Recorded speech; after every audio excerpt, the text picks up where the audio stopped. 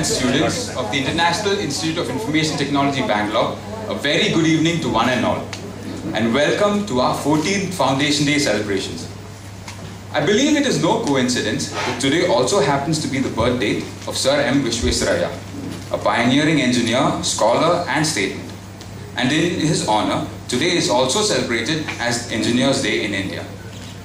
We at IIIT-B feel honored to share our birthday with such a great personality. Let's begin by viewing a small video about life at IIIT-B.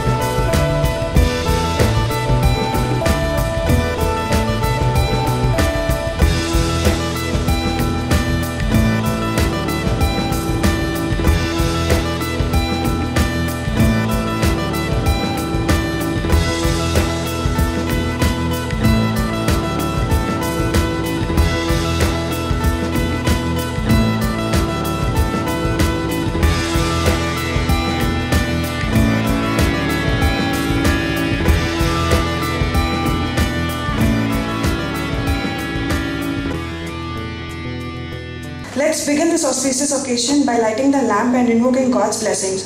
We request the guest of honor and the director to light the lamp.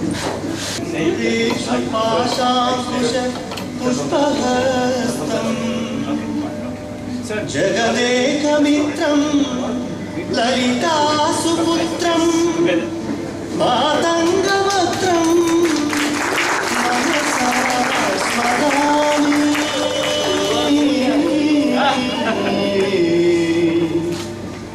Manasa Smarami.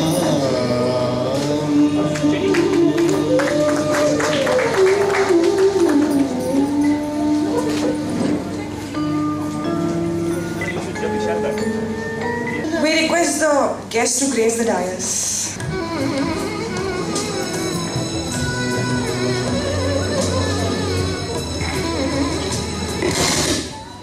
We have four very distinguished dignitaries in our midst today. Mr. N. Vittal, Professor S. Suryanarayanan, Mr. Srini Rajam and Mrs. Subramanyam. India is a land of culture, where Guru-Shishya legacy starts from gods to rishis, where beauty and knowledge unites, where Guru and Shishya unite, where peace and justice unite, where music and devotion unite. There and there alone, the spirit of learning evolves. The college choir will now present the invocation song. Shri Ganesham Sharadambika Vyasavani Kyadi Parama Guru Paramparam Shri Ganesham Sharadambika Vyasavani Kyadi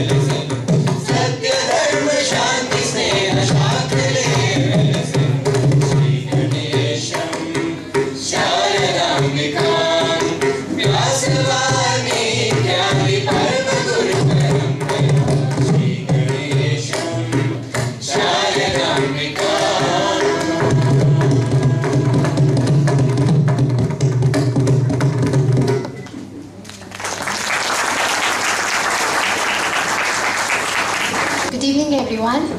It is a matter of great privilege and pleasure for me to speak on the occasion of 14th Foundation Day of IIIT-Bangalore.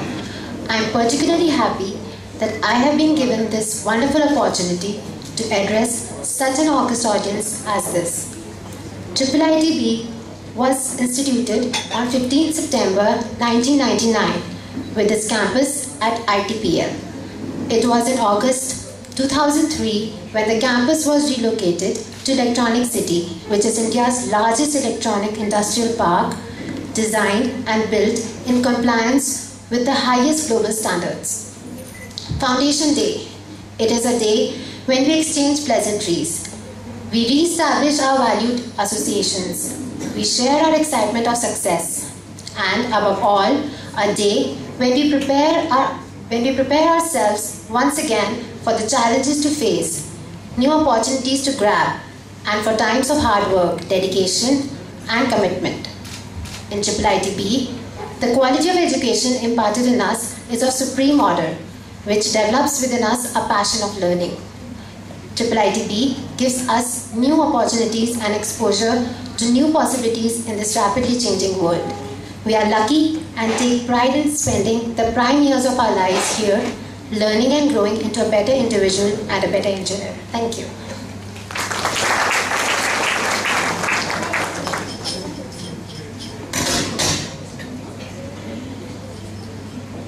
A Maharashtrian by origin, Sri N. Vittal was born in Thiruvananthapuram in 1938. He did most of his initial schooling in Tiruchirappalli and later in Chennai. He graduated Bachelor of Science in Chemistry with Honours from Loyola College, Chennai in 1958. After serving as a lecturer for a short time in Jamal Muhammad College, Tiruchirappalli, he joined the IAS on 16th May 1960 and was allotted to the Gujarat cadre. Throughout his distinguished career spanning more than 35 years, Sri N. Vittal held a number of assignments at state government, central government, as well as in a joint sector enterprise. His experience covers a wide spectrum with focus on industrial administration, science, technology, and security. As Secretary of the Departments of Electronics and later Telecommunications, Government of India, he initiated policies for boosting software, setting up software technology parks, and strategic alliances with the industry. He was successful in introducing the Electronics Hardware Technology Park scheme, whereby many Hong Kongs and many Singapores could be created in India to boost manufacture of electronic hardware. A widely traveled personality, he is also interested in management principles in organization in both the public and private sectors. He was even invited for the Digital Nations project of MIT. Mr. Vittal's paper on support of vigilance systems in government to citizens' effort to fight corruption garnered a lot of attention and was even published in leading international journals. He is widely known as India's most successful technocrat CDC. He is married and has a son and daughter.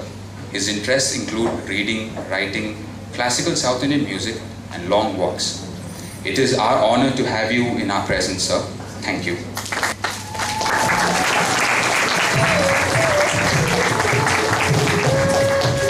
It is our extreme honor to have Mrs. Vittal also in our midst. Thank you, ma'am. And Dr. Subramanyam completed his Bachelor of Engineering and Mechanical Engineering from Pune University in 1966 and earned his doctorate in Aerospace Engineering from IIIT-Bangalore in 1975. He is a Lifetime Achievement Award winner from IIT Bombay during the Golden Jubilee year, where he began his career in the academia. After working at ASN Virginia, USA as a senior research assistant for a year, he got back to IIT Bombay to head the Department of Aerospace Engineering till 1999 and later took charge as the Dean R&D during 2000-2003. At IIT Bombay, he was also the professor in charge for the Society for Innovation and Entrepreneurship. In 2005, he moved to General Motors as a research consultant, India Science Lab.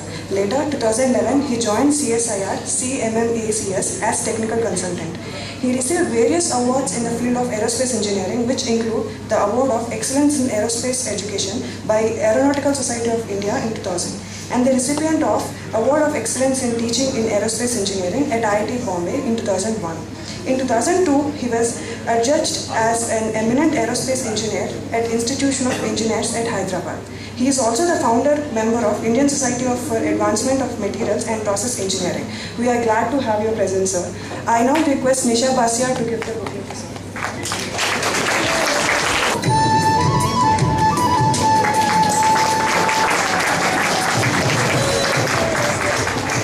Dr. Srini Rajam is an engineering graduate from Madurai University. His association with Bangalore dates back to 1982, when he joined the prestigious Indian Institute of Science to do his Masters in Computer Science. He graduated in 1984 and was one of the first employees to join Texas Instruments India. In the early 90s, he spent a few years in the Asia region, based in Singapore, looking after the marketing of TI's products, before returning to Bangalore in 1995 to head TI India.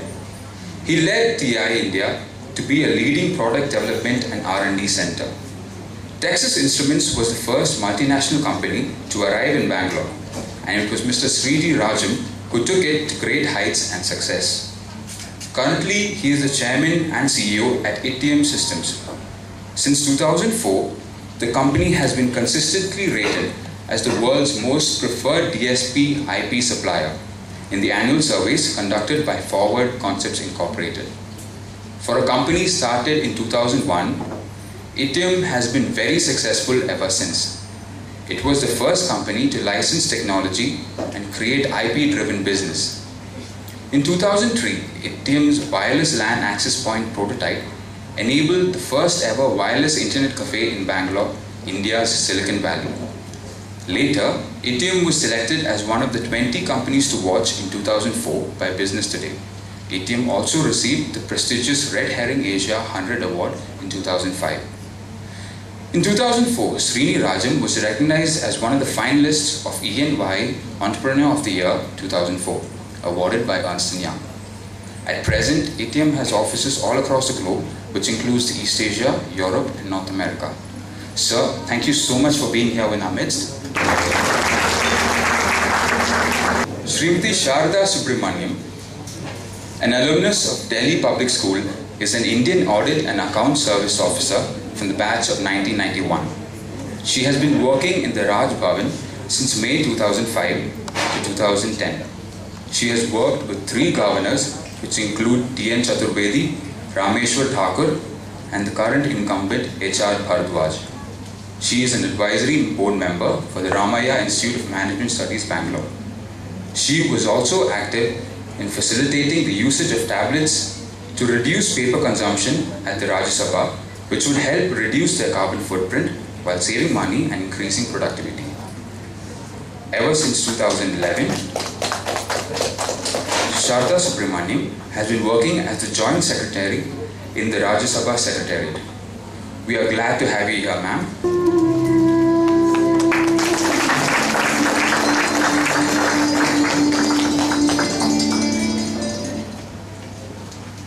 Our beloved director, Professor S. Sadhugopan, requires no introduction. He has been and is the one most influential driving factor in this institute. A stalwart like him, we are honored to have you in our midst every day, sir. Thank you so much for guiding this institute through 14 years. This institute would never be where it is today without his vision. Thank you, sir. I now request you to address the gathering. Good evening. Let me welcome each and every one of you on my behalf and on behalf of the Institute. A foundation day, particularly for me and my colleague, Professor Dinesha, who is sitting here, will always be very special, because on 15 September 1999, we had 136 students joining the Institute, and the instruction has started at 9 a.m. On that day, 5 p.m. we joined together, and there were very interesting questions, because first and foremost, we were in a rented premise. We were in ITPL, which everyone knows houses IT companies. So for most people who came first time to ITPL and inquired where is IIIT-B, they said there is no such institute. because actually I came on board on June 3rd. So it was just about 4 months. So nobody believed that the institute will actually run, will survive. And nobody would actually believe that we are on for something much larger. And it is kind of humbling to see that in the 14 years, so much has happened. And I think we should thank the good Lord and the government, which has been a great supporter, and our friends from industry and everyone else. Okay, so people had trust in us, and so many faculty members joined. Year after year, we continue to attract amazing students. And I think our friends from across the spectrum of society have helped us. We have been following the same pattern all through. On this day, it is a celebration time. I think I find year after year, the celebration is getting more pronounced. We never had balloons until this year. So it adds one more color to it. And we generally kind of leave the students to kind of drive it so that we can sit back, relax, and kind of enjoy.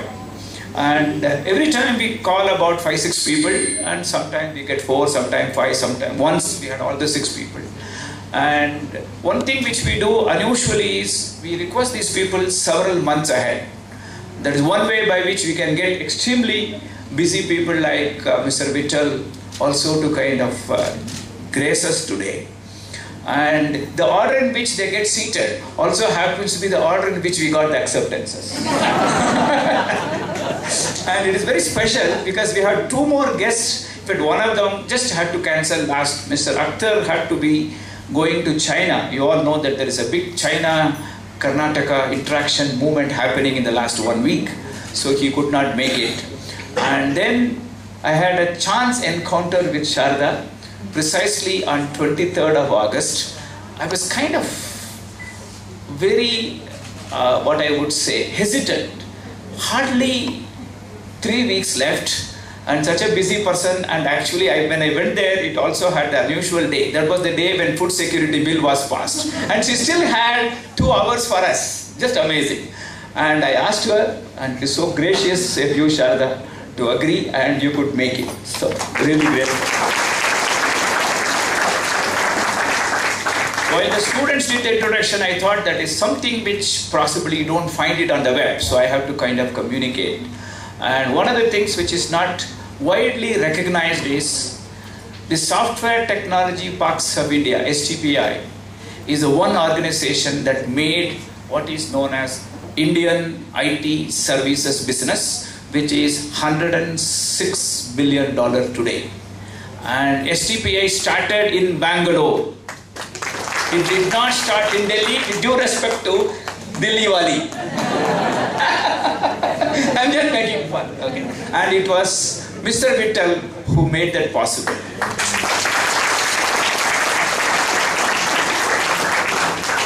As CBC, there is one act which Mr. Vittal took very silently. It took 10 years to evolve, but that made history. Many of you younger students, you would not know that IIT Kanpur, as professors, we are supposed to get very special service.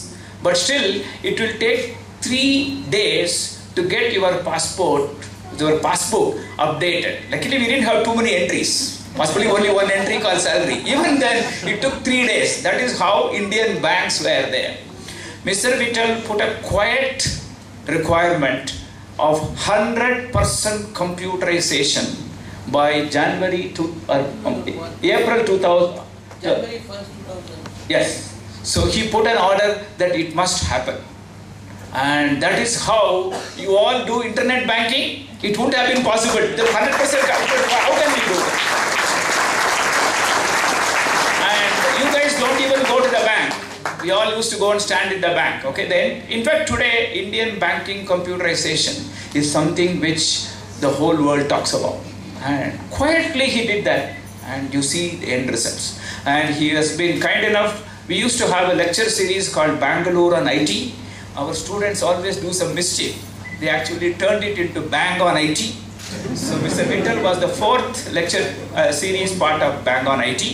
And he was also the part of the committee to evaluate the PMC, the Project Monitoring Committee of the e-governance project of Professor Balaji. So thank you, sir. Thank you so much.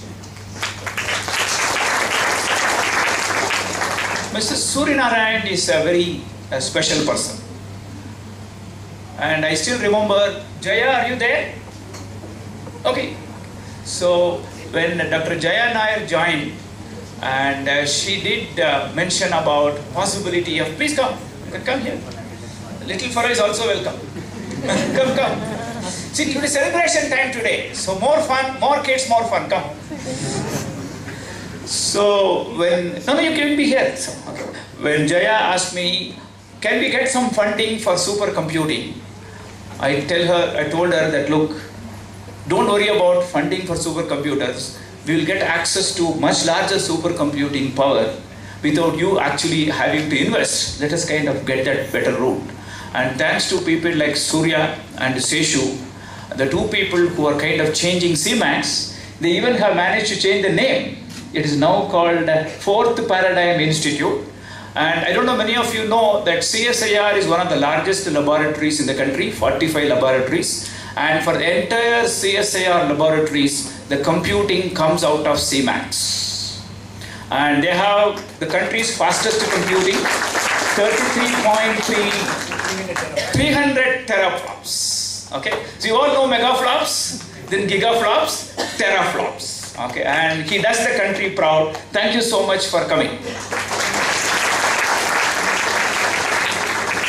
Okay, I'm sure you guys will travel much more than our generation, okay? But if at all you travel in the eastern side of India, preferably Hong Kong, Japan, Tokyo, maybe Seoul, and if you actually fly carriers like United, American, and when you get onto these long flights, you know, you kind of turn on the audio visual, right? AV equipment. And you know, we are all engineers, right? We always look for something, you know.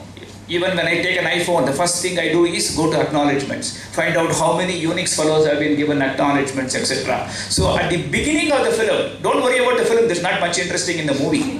But you will find a lot of things will roll. And the first line that will be rolled will be powered by IITM PVR. Don't mistake PVR with PVR Cinema. PVR is a technical acronym for Personal Video Recorder. There are 53 million boxes which are powered by IITM. And that gives you pride of 53 million boxes. And all those audio-visual actually are powered by the multimedia platform for which the IP is owned by IITM. And Bangaloreans, you ought to know it. If you don't know, it is a shame, but at least today that shame should not continue. IITM is an acronym that stands for I think, therefore I am.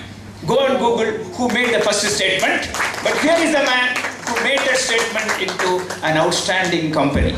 Okay, and Sharda is so special to us. One is, I told you, she came so fast at such short notice, and second thing is she also did IIIT-B proud, because she did invite a couple of us from IIIT-B to the hallowed place called Raj Bhavan. So normally ordinary citizens don't have access to it. Okay, in two of the Republic Day functions, okay, we were also the special guest of the governor, thanks to Sharda. Somehow she kind of found that academicians also matter, so thank you.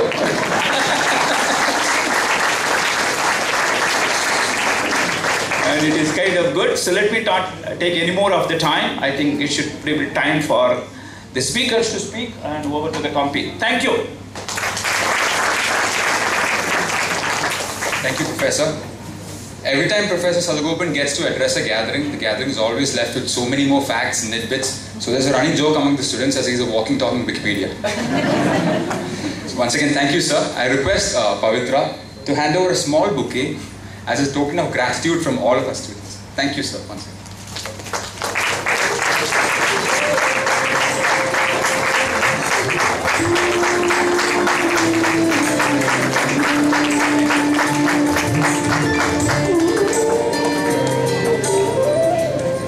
I now request Mr. N. Vittal to please share a few words of wisdom with us.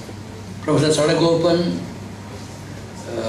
Professor Suryanarayan, Srini Rajam, Mr. Sharda Subramanyam, faculty of the IIIT, and the students.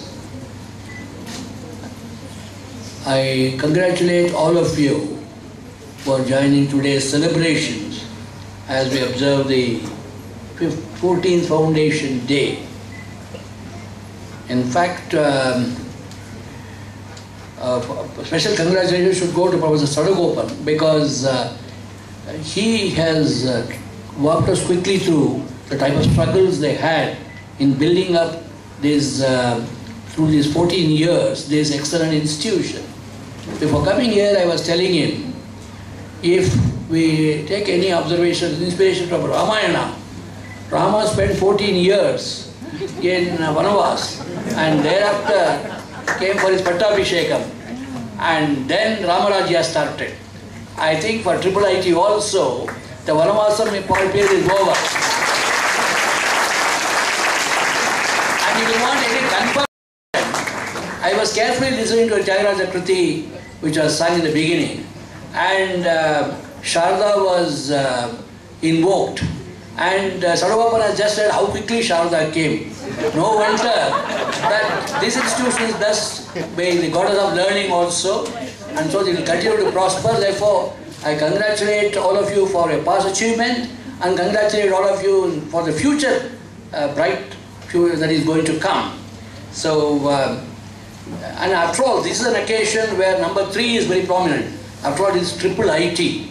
And this day is triply important, as I think was said right at the beginning. This is the foundation day of IIIT. This is the birthday of Mokshamandam Vishwesvaraya. This is the Engineer's Day. So, on this IIIT, on this significance of 3, I thought I will also not take more than what I have been permitted, 15 minutes. So, in those 15 minutes, I will try to take 3 issues. I want to place before you 3 challenges which we are facing in the nation today, the society, and my solution to it. And my solution comes out of my 40 years experience in administration and public governance. I am not like that girl who was very excited and before marriage had 3 different theories of how to bring up children. So she got married, and after some time her friend asked, you got now, before marriage you had 3 theories how to bring up children, and now you have got 3 children, and which theory is working? He said, before marriage I had 3 theories and no children. Now I have 3 children and no theories. So when I make these suggestions of these 3 issues and my suggestions, I will try to finish it within these 15 minutes so that you can reflect on it and see whether there is some sense in what I am saying, because it is not coming from like that girl without children, but from an old man who is, I think, the oldest in his room perhaps. I am 75 going on 76. And so, born out of this experience, I focus on 3 issues. The first issue, which everybody is aware of, is corruption. Now, all of us are Indians, but I claim to represent the body politic of India. Because if you see our Indian body politic, every sector of our public life in India is having a problem. It is sick. So we have just seen all these scandals. And so how is it that, what happens when an individual becomes sick? In 2007, I had this problem of multiple organ failure. What you are having today in India is the multiple organ failure of governance and public organizations. So I represent as an individual human being the multiple organ failure in a human body, and I will tell you quickly how I was cured. Otherwise, I should have already gone to Lord Venkatachalapati in 2007. In that year, I had a heart attack and I had pneumonia. Lungs were full of fluid, but they could not drain it with bronchoscopy because the heart was have the attack, 70% capacity has gone down for pumping. And with long 50 years of diabetes, the kidney, I had acute renal failure. The the prostate was enlarged, and they have to see whether it is malignant or not. So a team of doctors and specialists, led by the cardiologist, pulmonologist, diabetologist, urologist, and the nephrologist, worked together. 1 month I was in the intensive care unit. Together they worked out and brought me back to life. So today I am owing my life to two pathis, Venkatachalarapati and allopathy. So when I thought about our nation, when I see day in and day out these scams one after another coming, and every area, there is no area where there is no corruption. Now, how to cure this country? What is my solution? Who are the doctors? For individual doctors can work. What about the nation? So as I see, there are 4 doctors, 5 doctors stay with me, let us say, 4 doctors in the form of organizations and institutions which have the power in them to say, actually I give a time limit of 1.5 years from which this country can be rid of corruption.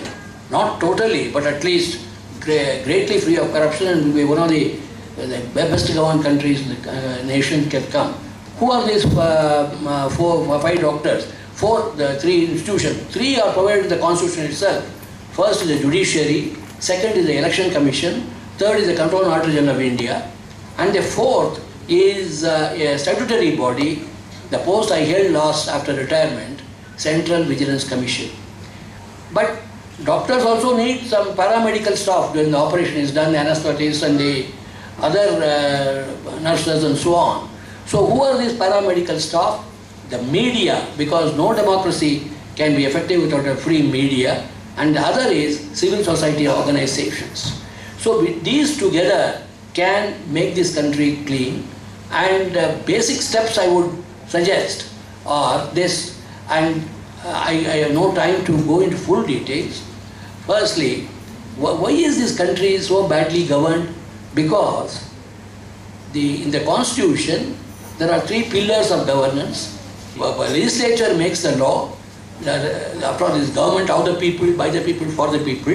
So the parliament makes the law, the judiciary interprets the law, and the executive, which consists of both the political executive, which is elected from time to time, and the permanent bureaucracy called like our civil service, they implement the law. And these 3 bodies are so balanced, the powers are all defined.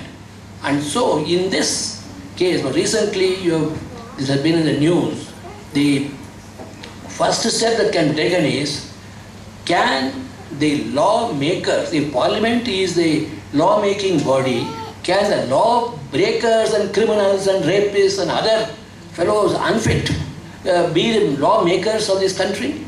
So I suggest that it is possible for the judiciary. Why judiciary? Even the election commission can just issue a simple order. Mr. Seshan showed how one institution, one individual, using the constitutional power on the election commission to run free and fair elections can bring about drastic changes.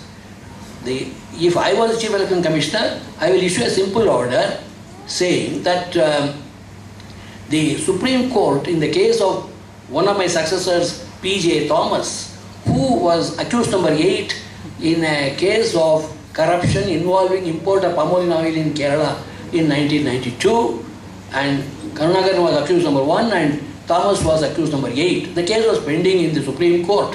He was only charged, but no decision. He was only he was an accused but not convicted. Under the principle of law, everybody is innocent till proved guilty. So on that ground, he was made otherwise he is an excellent person individually. He has an excellent track record and outstanding person. But the Supreme Court Justice Kapadi, Chief Justice, gave a ruling that when you come to institutions like the CBC, which is meant to fight corruption, you should not only look at the integrity of the individual, but the integrity of the institution. So if a person who is accused in a case who will be convicted, he is made the Central Vigilance Commissioner, then you will have a very untenable position of a accused person holding the post which is meant to clean up the administration of the country. So he said, it is not the individual's integrity that matters, it is required, but also important is to preserve the integrity of the institution. Invoking that principle, if I was Chief Election Commissioner, I will issue an order that any candidate who nowadays gives an affidavit when he is contesting the election that he is facing cases in the court of law, against whom criminal charges have been framed, should be debarred from fighting the election at all, till his name is cleared in the court of law. And in one stroke, this country will decriminalize politics. That is challenge number one on the issue of corruption, and my solution to that. The second issue which everybody talks about, the problem in our country is the humongous amount of black money in the economy. Now how, actually one estimate is, Indians have slashed $1.4 trillion in tax havens across the world. Indians are some of the largest holders of unaccounted money in the tax havens. So how to get it back? Baba Ramdev started a campaign on this issue, and probably it may figure in the oncoming elections as one of the major issues. There is a simple solution which was suggested by one of the best legal brains in the country, Fali Nariman, who is a member of the Rajya Sabha, and he said simply this, that Government of India has full sovereign rights over its citizens. It can issue an ordinance which can be made into a law, saying that all unaccounted money or all foreign accounts held by the Indian citizens in tax havens will vest in the Government of India in an authority to be called the custodian of accounts in tax havens. That is mean what? Government is becoming a big robber of everybody's wealth? No. The law will also provide that if any of the account holder can prove to the custodian that this money is his and he has earned by the legal means, paid the tax, etc., it will be returned to him, no problem. And otherwise, the rest of the fellows who are mostly crooks, they will be like the position, as in say in Tamil proverb, like a thief in the night stung by a scorpion. Those fellows will have to keep quiet. Instead, all this now effort going on about various efforts made, double tax avoidance treaty and all that, is only shows the proof of another Tamil proverb. Other languages also will be having such proverb. Same, namely that you can wake up a person who is sleeping, but you cannot wake up a person who is pretending to be sleeping. So this is the second challenge of black money, for which we can immediately do that. Then we come to the third challenge. The third challenge is the enormous amount of pollution that goes on. Environment has become a major issue. Right now in Bangalore also we are all full aware of it. I only draw attention to one aspect, namely the pollution that goes on in our most holy river, Ganga. Rajiv Gandhi recognized it way back in 1985 itself and provided enormous amount, thousands of crores for the Ganga cleaning plan. But as typical of Government of India, they have provided for the initial investment capital, but they have not done money for the maintenance.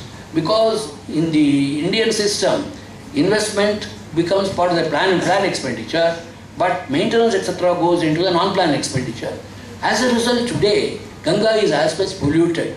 Now people go to Jamuna and go to Mathura and Vrindavan. Recently we had Janmashtami and people who go for these yatras, they go and go have a holy dip in the Yamuna. What they are really dipping into is the sewage water of Delhi. Because the pollution down upstream, not only the municipal waste, but also the waste of the tanneries, the other industries, leather industries and so on. This is also causing, ultimately except the monsoon season when there is some water, most of the time the Yamuna river is nothing but a Delhi pollutant. So how to tackle this? Because there is an institution where IT is the main focus, and IT has multiple users. So here we are pursuing a project. I am connected with a project to combine IT, our holy, preserving the holiness of our places, and also the ensuring the purity of the quality of the water in the river. What we are trying to do is, in which also all the IITs, starting from IIT Kanpur and others, are involved, 7 IITs. The idea is simply this, that we invest 2,000 crores in the 200 crores in putting up a pollution, and the sewage treatment plant upstream of Mathura. And then where is this money to come from? Who will put the 200 crores? We have formed an association of more than 5,000 temples in Mathura, Vrindavan, and they have formed a society. This society is a body which will take this loan of 200 crores. Who will give the loan? We have located venture capital and the institutions, including the Canadian government and also institutions in Britain, which will advance this amount, invest these 200 crores and put up the sewage treatment plant, and over a period of 20 years recover the invested cost. And in these 20 years the amortization will take place, including maintenance annually and all that, and simultaneous action also will be taken to see that at every plant on the river, on the banks of the river or near the river, will be made into a zero discharge plant. And this whole thing is an economically viable, self-sustaining program, and it is a case of how we can use technology, imagination and awareness to ensure the health of a river, the holiness of the sacred places, and the self-sustaining model, which is not involving only immediate investment. This is possible. So we can have three things, that is education, technology, innovation is possible to do. So as we are celebrating the 14th Foundation Day, I think it's an occasion for us to also reflect, not only on our pure technical immediate problems, but on the problems of the nation, and how using this technology, innovation and education, we can find solutions to all our problems. All that it means is that we should, because we invoked our Indian culture and tradition. I will end with a well-known IIIT Upanishad dictum, which is eternally true and also ensures how knowledge grows and we can find solutions to our problem. Sahana Vavatu, let us come together. Sahana Bhunaktu, let us enjoy together. Sakaviryam Karavavahe, let our strengths come together. As I said in the Yamuna project, we are bringing institutions who are financially, who have got technology and who have other contributions to make, and the imagination to bring all the temples together and find the finance, because these temples get enormous wealth. So many pilgrims are coming. So it is possible to do it. So the IIIT Upanishad's sloka, it goes like this: Sahana Bhavatu, let us come together. Sahana Bhunaktu, let us enjoy together. Sakaviryam Karavavahe, because each person brings some strength. Each person has got some talent, and bring everything together. Tejasvinam adhitamastu. Then when you bring all this, our brightness increases, knowledge increases. Mavid Vishavahit. Mavid Vishavahai can be interpreted in two ways. We should not have the poison of misunderstanding, Visha. Mavid Vishavahai. Or you can do the Sindhi in a different way. Let us avoid the second danger of Dvesha, hatred of each other. So if you avoid hatred, if you avoid the poison of misunderstanding, come together, put our strengths together, then we go find solutions and progress, as IIIT is bound to progress, and as future of India, I hope also, is going to be bright. So I will end with this idea Sahana bhavatu, sahana bhunaktu, sahaviryam karavavahe, tejasvinam adhitamastu, mahavid vishavahe, om shanti, shanti, shanti. Thank you.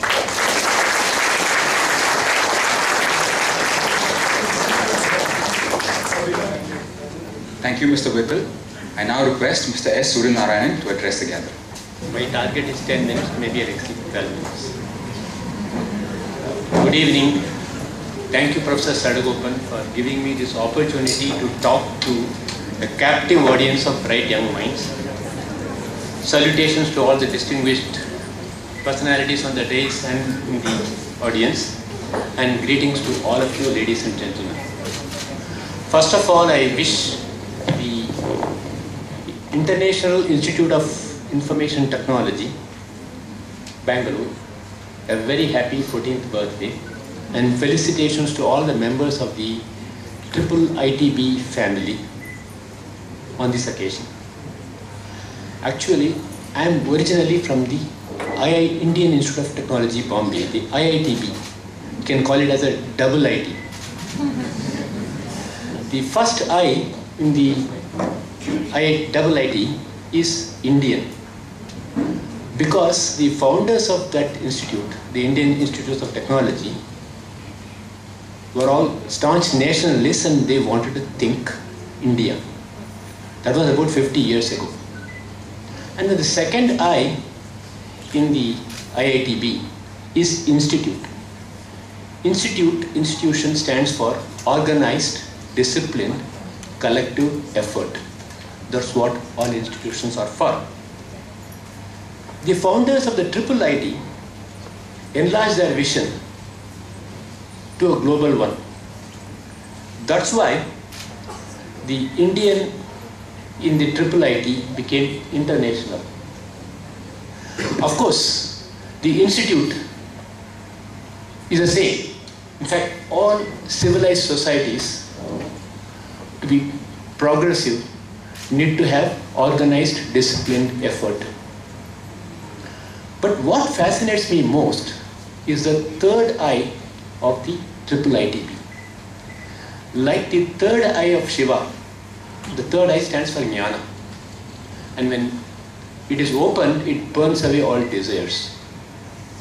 I find a very close parallel between the third eye of the IIIT-B and that of Shiva. No, I don't mean that you should burn away all your desires and retire to the Himalayas. No, I don't mean that.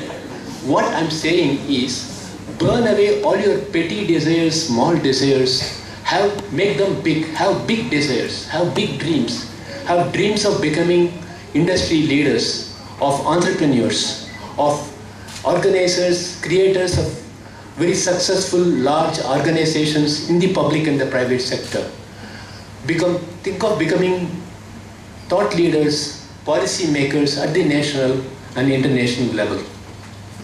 Think big, dream big.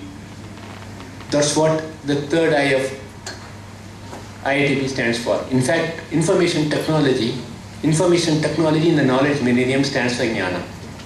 Information is a source, is a beginning point of understanding leading to knowledge, to jnana.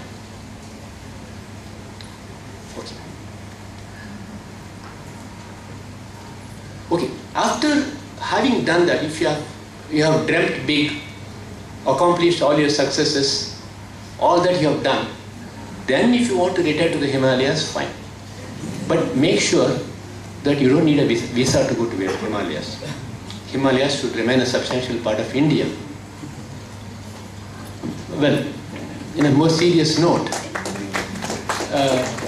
future wars will be fought substantially in the cyberspace. So cyber security is a very critical area that our country needs to address. The developed world is working very vigorously in this area. And I'm told that China has already got a huge cyber army ready to launch an attack when called to do so. In fact, they're honing their skills by trying out test cases and maybe some infiltrations all around the world, including the Western world. You would have probably read in the newspapers 3 months ago that Obama ostracized the president of China for a spate of attacks from China. And I think he had even barred the US agencies, government agencies, from buying computers from China. So, cyber security is a very critical area of your requirement.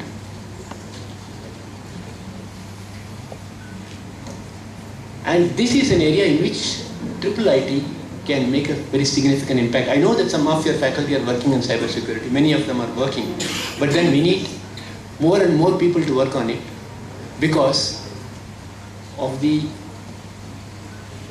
arrival of large-scale cyber physical systems.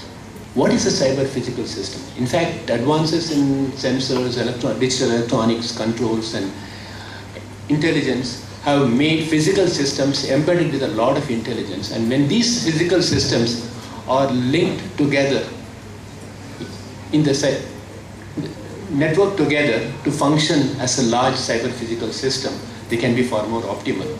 But they also become susceptible to cyber attacks. So its downside is cyber attack. The upside is you get a lot of optimal efficiency, so you need to worry about it. For example, if you say, almost in every branch of industry, whether be it healthcare, manufacturing, whether it is network, electronics, defense, large-scale cyber physical systems will become more and more common. And the need for cyber security is all the more important.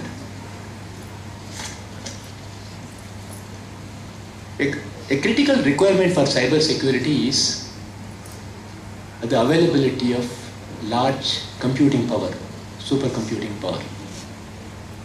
And of course, the capability to do big data analysis, ability to store, analyze big data to protect ourselves.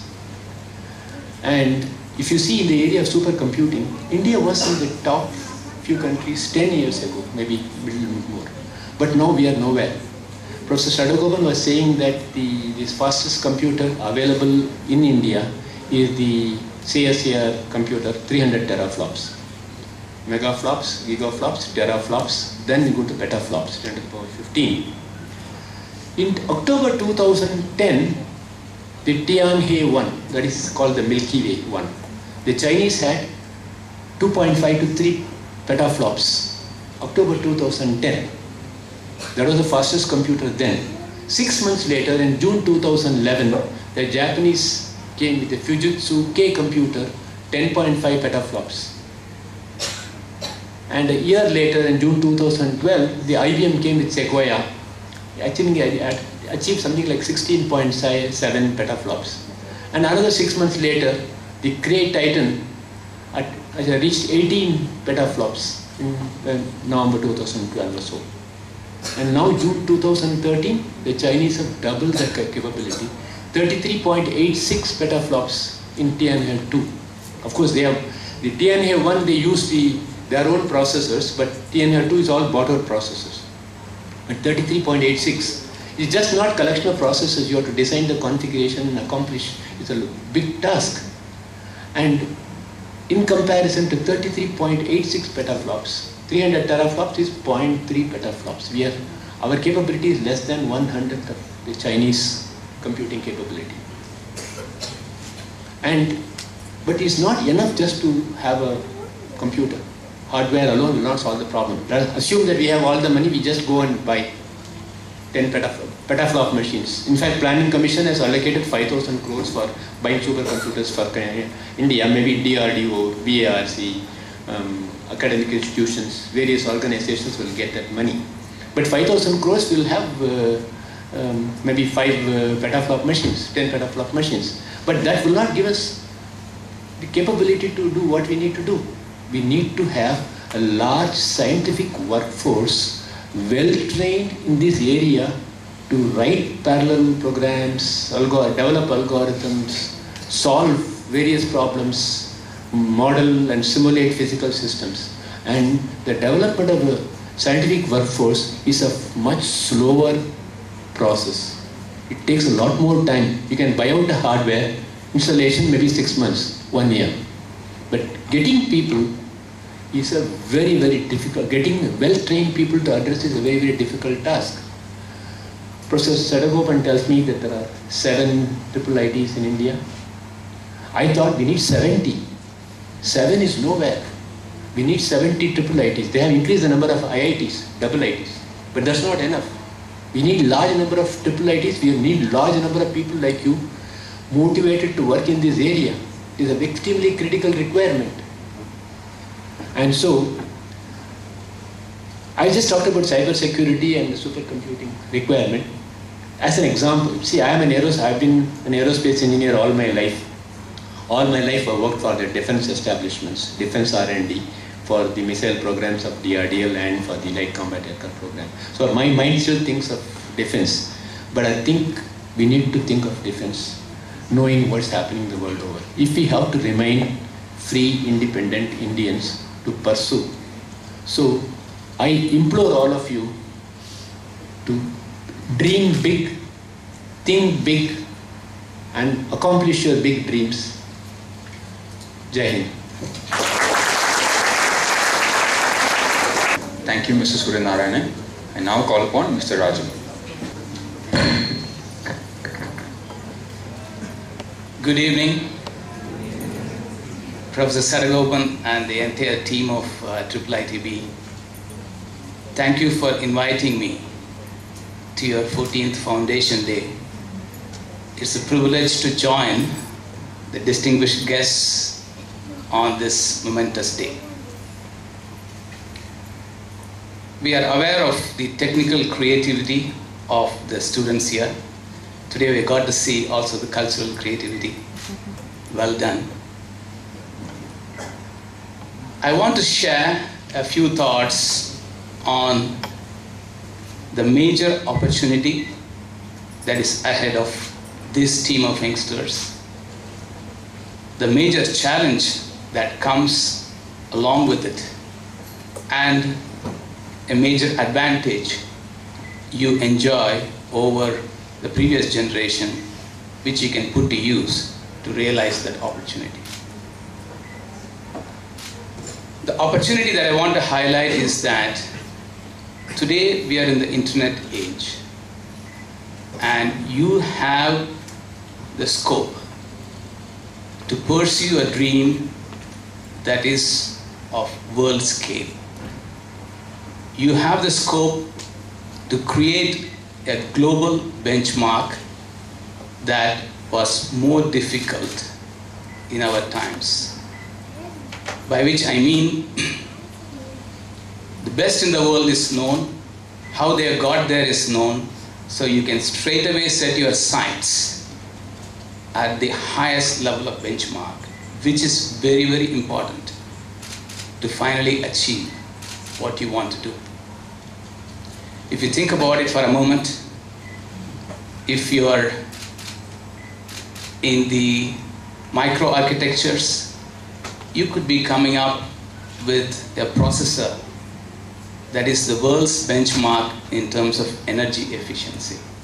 Today, of course, the performance is very important, but equally important is at what power or energy you achieve that performance. So you could create this most energy efficient microprocessor and you have the world at your feet. If you are a computer scientist, you could be launching an internet service that gains subscribers at the fastest rate. Again, it would be a world scale. Or you could be looking at, as a communication expert, the Internet of Things we talk about. Today, it's more than 10 billions in terms of the people and the things or the devices that are connected. And you could be putting out an operating system that makes that possible. So the major opportunity is the global benchmark, the world scale you could pursue. So what is the major challenge? The major challenge is also, in a way, the diversity of the opportunities that would be ahead of you. Simply, how many things that would come to you. which in other words is the distraction. We had less distraction. You would be faced with a lot more distraction. You would be into a project you think it is your dream. 2 years into it, you would get an offer for something else from some other company that offers a 50% increase in your salary. Probably I should say 100% these days. That's a norm. And you're going to be distracted. You would be doing something so deep, you believe you're on the threshold of a breakthrough, and an assignment could come that says, this would be a good place to live, less pollution, you can take it easy and live for several years in a nicer country elsewhere in the world. I'm not saying don't consider these distractions. Consider them, but I would say reject them. Because like we say in test cricket always, you win the toss, you think about bowling, but eventually you bat. Don't give to these distractions. Sri Vittal already talked about the Ramayana, so let me pick up one of the most focused characters in our other epic, that is Mahabharata. Arjun and his brothers were given this 12 plus 1 years, not the 14. I think the one was where the batch system got started already, I think. 1 added to the 12. When the lesser of his brothers were just getting the time away in the 12 plus 1, we read that Arjun could foresee what would come next to establish the Dharma, and that was the war. So he learned so many special skills of the warfare and acquired so many weapons in those years that put him in the best place to win later on. That means he was a person who knew what he wanted to do. He was a person who was focused on what he wanted to achieve, and he was not distracted.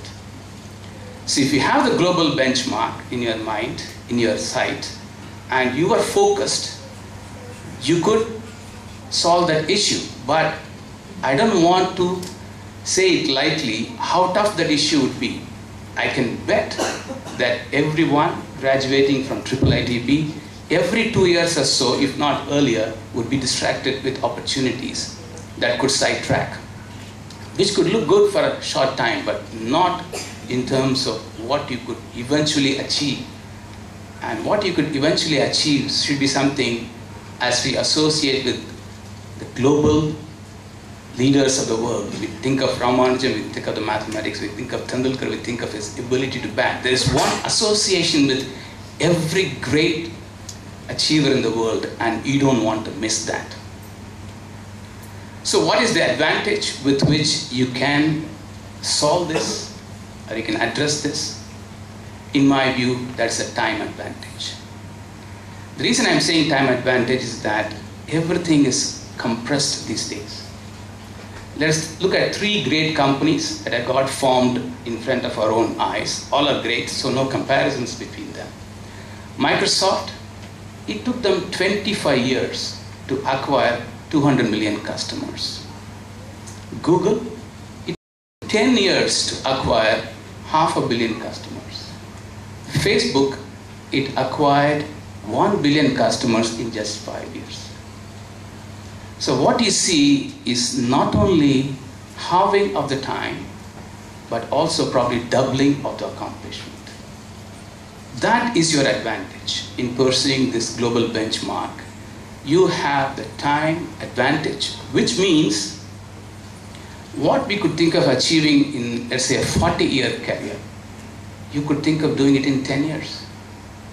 Which means you could pursue multiple dreams, or you could pursue extensions of those dreams. So you could be looking at 4 major accomplishments, 3 or 4 that you could do if you remain focused. So with that illustration, let me again thank you for your invite with the few words that you have perhaps the greatest of opportunities ahead of you to become someone who can put India on the global map in terms of true performance excellence, true global excellence. No doubt you would be distracted immensely, but if you can remain focused to that and put to use the time advantage you have, there is no limit to what the students of this institute can achieve. Thank you very much.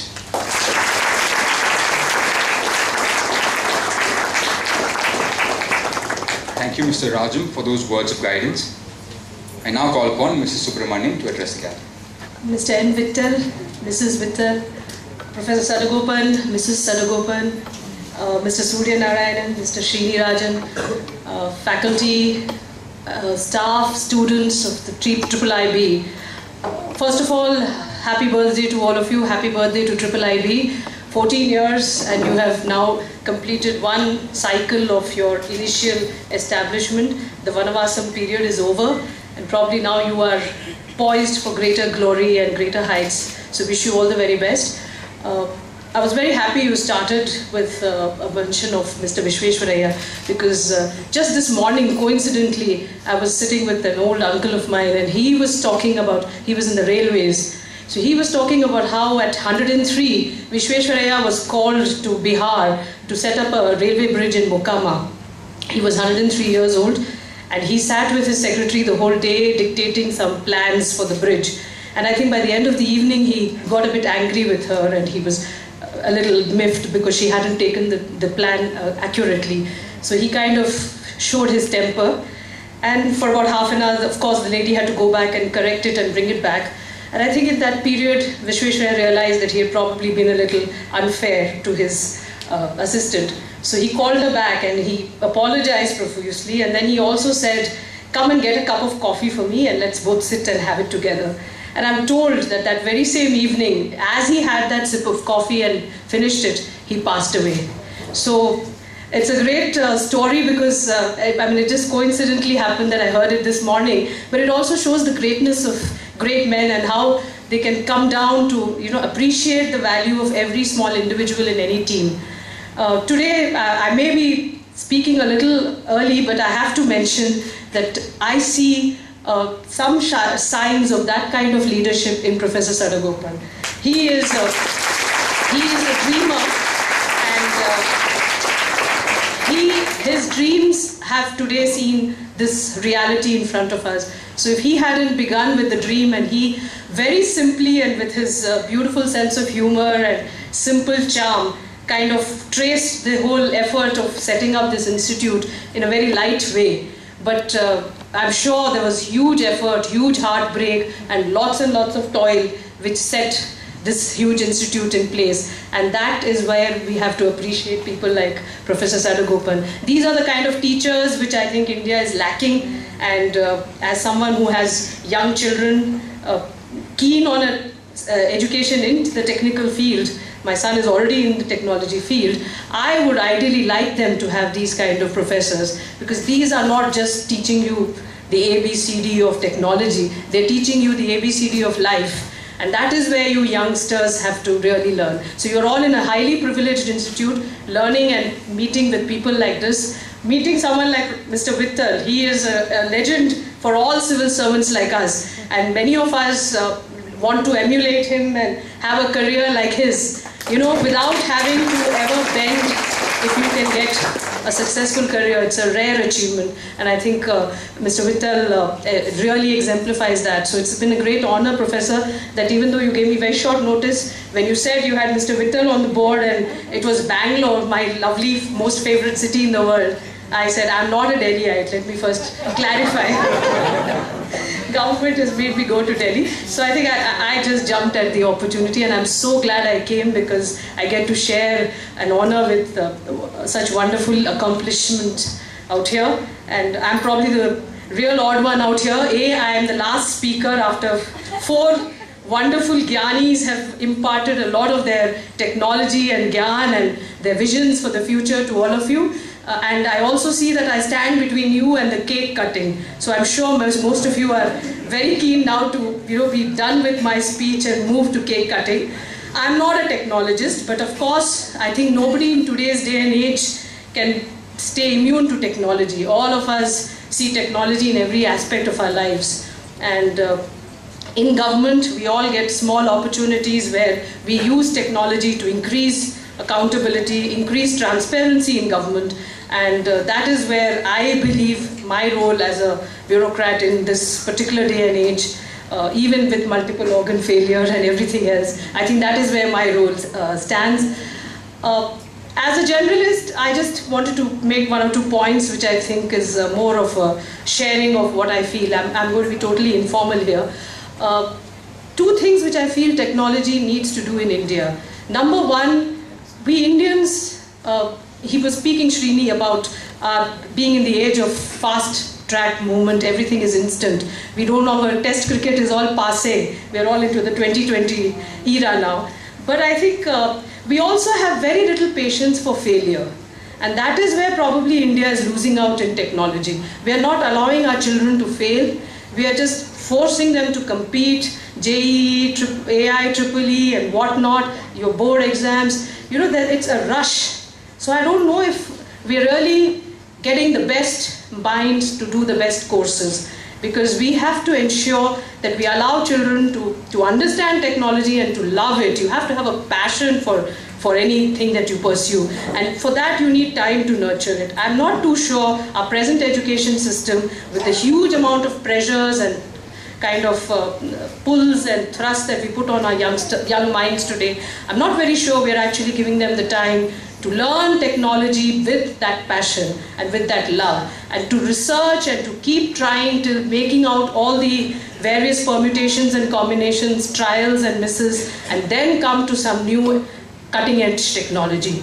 It's very easy to just adapt something already available and just dovetail it into some other requirement. But if we want real intellectual, the kind of revolutions that he was talking, even to have a Steve Jobs or a Bill Gates or a Mark Zuckerberg in India, I think that is what we have to look for. And that is where institutes like this, where you do not, just by rote and by sheer pressure, force children to mug up all the basics of physics and all the basics of chemistry and all the basics of everything else, and then be this great engineer with your computer. I'm not too sure if that's easy for any child.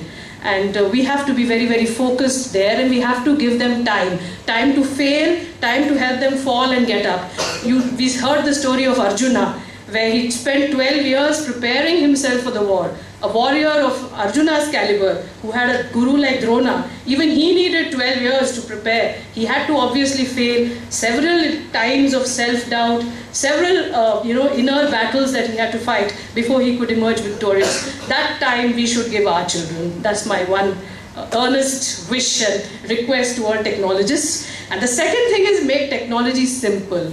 Make everyone realize that technology is something that we all, it's like the air and the water around us. Technology is not in outer space there and, where only a genius can reach out and, innovate. Several villagers use very cutting edge, very modern technology without even realizing it. Our grandmothers use so much of mathematics and technology in the kitchens. So I think those kind of, making technology relevant to even the smallest and the lowest strata of society, that is another challenge which I think young technologists in India have to do. Because while our country is mired in all kinds of problems, I know the future looks very bleak.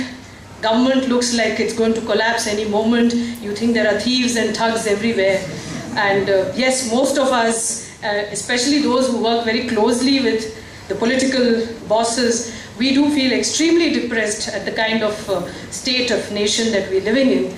But there is hope, and we mustn't lose hope. And I'm sure our resurrection and those doctors that Mr. Vittal was talking about are still very much here and are probably even amongst you.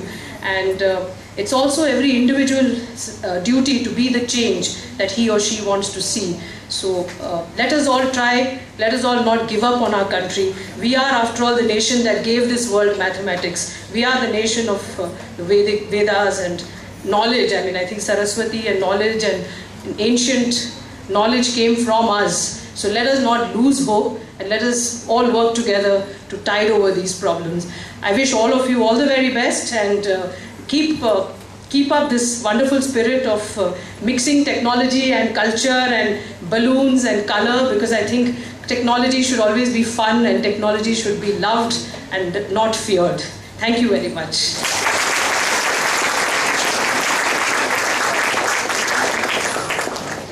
Thank you, Mr. Subramanyam. I now request our director to hand out a few mementos to our beloved chief guest. Mr. N. Vittal.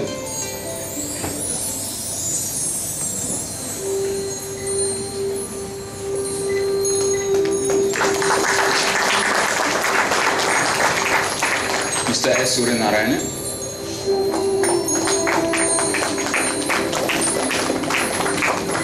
Mr. Srini Rajam.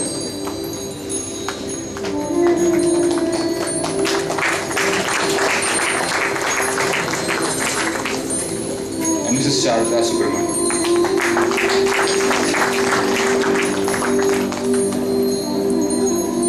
Thank you, sirs and ma'am.